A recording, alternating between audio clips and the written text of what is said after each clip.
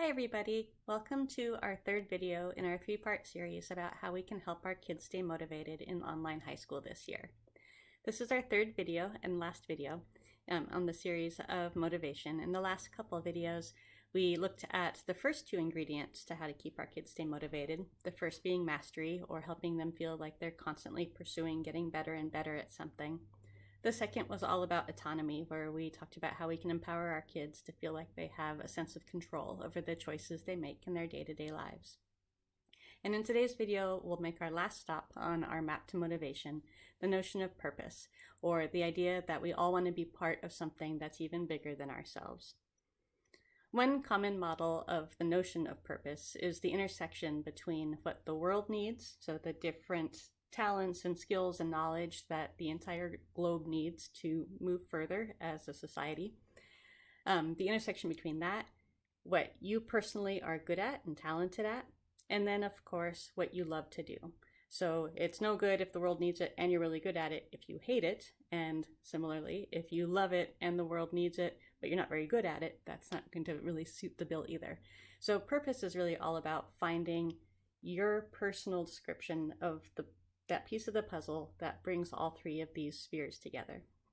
And to be honest, this is something that I think is a struggle for all of us these days during the pandemic, and especially for our teenagers who are feeling particularly disconnected from their schoolmates and from the world at large. But there's still some things that we can do as learning coaches to help our kids find that sense of purpose, even right now when everything's online. The first thing we can do is we can help them continually find connections between their schoolwork and the world around them.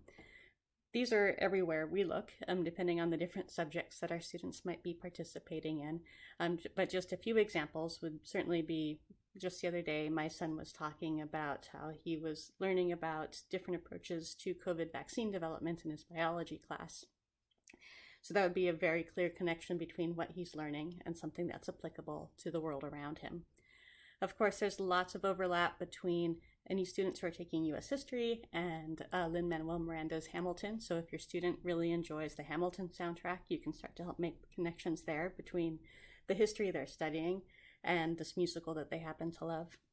And there's also connections in between everyday things we might observe in the kitchen when we're cooking and basic chemistry they might be learning in class. So again, certainly not an exhaustive list, but just some ideas of how you can start drawing those connections between what they're learning in school and how those things could be applied in the world around them.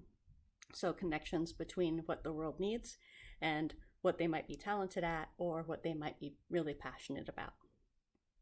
And then certainly a big piece of finding purpose is that sense of community and finding your people and finding others that are also working together with you to, again, make that thing that's even bigger than yourself.